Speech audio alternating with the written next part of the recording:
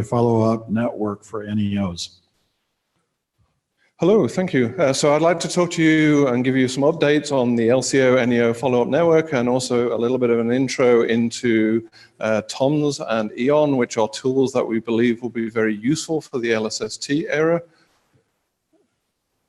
So for those of you that don't know us, Las Cumbres Observatory is a private not-for-profit observatory based in Santa Barbara in California, but we run a global telescope network. And so we have telescopes around the world in Australia, South Africa, Chile, Maui in Hawaii, Texas, Tenerife in the Canary Islands, and we're hoping to get an additional site at Tibet in China. And so the LCO telescope network now consists of two 2-meter telescopes, which have an imager and a low-resolution spectrograph, which I'll talk more about later. We have 9 1-meter telescopes, which have imagers and high-resolution spectrographs, which are not so useful for this crowd. We have 10 0.4-meter telescopes, also with imagers. And all of these telescopes are remote and robotic. There's nobody there. And the whole network can respond to new requests, and we can be on target inside 10 minutes. We have funding for 3 extra 1-meter telescopes. The first one of these, which will be going to McDonald, is under testing in our factory right now, and 2 more telescopes will go out to the Canary Islands next year. So this diagram shows the sort of the flow of NEO characterization work from observations in green that we can make with the LCO follow-up network through to the sort of the science objectives that we're really trying to get hold of in yellow. And so these are things like, what is the rotation rate? What is its shape? How big is it? What is it made out of? And this is also sort of shown in this diagram here. So up in the top left corner, we have the surveys, which are primarily Catalina and Pan-STARRS and NEOWISE right now. These do surveying the sky, produce NEO candidates, follow-up efforts occur, and we eliminate the non-NEOs. The NEOs go on to characterization. In the future, LSST is going to be providing a whole host more of these objects. These are going to be directly classified as NEOs or not. And then we'll have a much bigger set to do characterization on. And the sort of characterization we're wanting to do is things like photometry and light curves. So this is Florence again, which Patrick showed. We want to try and get characterization spectra, compare it with either labs or meteoritic materials. If we can get radar imaging on it, that's really awesome, because the radars just give us so much more additional information. And we also want to do things like infrared imaging with Spitzer, or spectra with things like JWST in the future. So keeping track of all of this follow-up is pretty hard, and it's only going to get harder. So the current follow-up programs already take thousands of observations and produce many terabytes of data. And managing all of this is a challenge, and it's only going to get worse when the data rate gets bigger with the future surveys. And with the small objects like LSST is going to be finding a lot of, there's a real need for speed to try and gather as much information as you can during that brief window while it's actually visible and before it goes off to be 28th magnitude again. And we also need to coordinate these multi-wavelength, multi-method campaigns that we want to do on these important targets. So things like the DART target, Didymos, the Planetary Defense Exercise, one's on KW4 and the previous one on TC4, and we've also done this for comets. And the infrastructure of the future really needs to address these.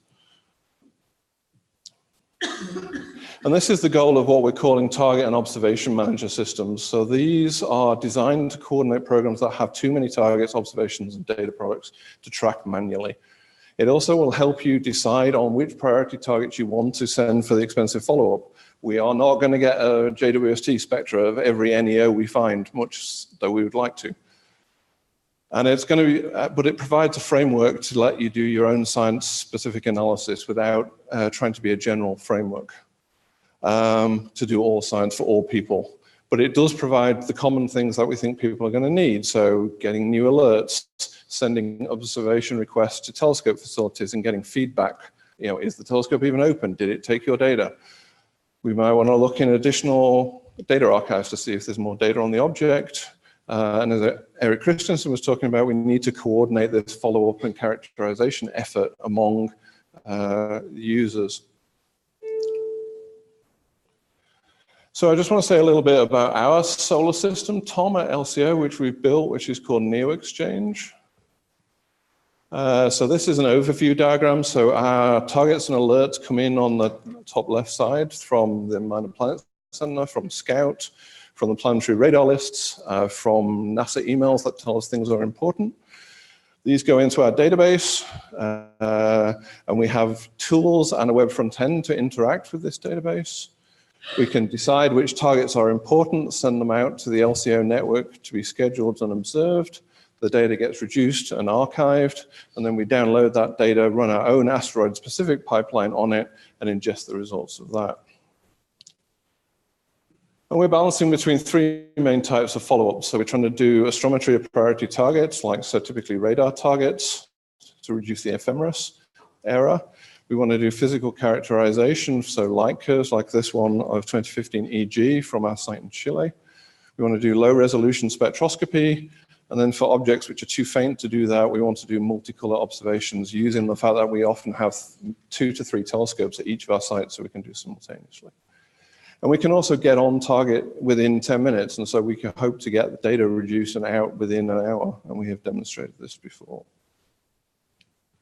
One of the big things we've been adding to NeoExchange is spectroscopy support, initially for our 2-meter Floyd spectrographs. And so we have a generalized signal-to-noise estimator, which takes the moon phase and ecliptic latitude and things like that into account, and a generalized telescope and instrument model, so we can synthesize things like the spectrum of Eros with the Earth's atmosphere and the telescope involved, and get out a synthesized reflection spectrum. We can schedule these on our network, plus things like the telluric standard, G2 solar standard. And we're working to iron out the remaining acquisition and guiding issues. Our telescopes are robotic. There's no observer saying it's that thing there. Go point at it. So finally, I just want to say a little bit about something that we're calling EON, which stands for the Astronomical Events Observatory Network. So the goal of this is to try and provide a platform which is going to be a single point of access and coordination for a variety of observing resources, including LCO, for time domain and alert response. And we believe that this is something is going to be critically important for LSST and the number of alerts that are going to be coming from it. So we are working with NOAO to automate the SOAR telescope and send requests from our scheduler to it for follow-up. These are in queue mode with the Goodman spectrograph. But the operator at SOAR is still in control of the telescope. So we've defined a programmatic interface that will send requests to it and get the data back. SOAR are working to automate some aspects of the instrument operation to make things more efficient. But we've already had 2 test nights where the LCO scheduler has basically taken over SOAR and told SOAR where to go and what to look at. So the second phase of this, the SOAR telescope is sort of the pilot program. The second phase is to coordinate observations with Gemini. This is most likely going to be Gemini South, but it'll be through their scheduler rather than through the LCO one. The TOM toolkit, which is a framework for building TOMs that LCO is developing and making available, has a module already to submit to Gemini. And Gemini are in a sort of major upgrade program with time domain as their major driver, so they're revamping a lot of their software. And we're also talking to the Liverpool Telescope and particularly the LT2 folks about this, and the South Africans for SALT. So finally, what we want to do is we want to extend the LCO NEO follow-up network. We want to make a model for the Goodman spectrograph. And so we can submit NEOs robotically to SOAR and the Goodman as part of EON. We want to look at extending into the near infrared for Gemini or IRTF. We want to automate more of the data reduction. We can get reflectance spectra out from our telescopes, but we want to make it more automated and faster. And the other thing we want to use is use some of our faster frame rate cameras to look at these rapidly rotating and close passing NEOs. Thank you. I'll take questions. Thank you. Do we have any questions? Questions, questions, questions. Maybe I should say requests. Hope anybody have requests for LCO? I certainly do. No, requests observing, you know. Yeah, so observing time is complicated. So we have site partners where our telescopes are, but we make telescope time available through the NOAO proposal process. And this semester, or the upcoming semester 29B, will include some time in AON mode. So you can propose for LCO through NOAO. Is it possible to just sort of float you a request for a hot new discovery or something like that so that you're... So we have an observing program on there, and right, so right. You know, if it's a NEO, and you know, we can respond quickly to things that people send in. If it's a larger observing program that's going to take many tens of hours, you will need to propose. Yeah. I sent you a note on some object, I've forgotten what, here a few months ago. But a whole bunch of other observatories jumped on it too, so it wasn't. Okay, if there are no further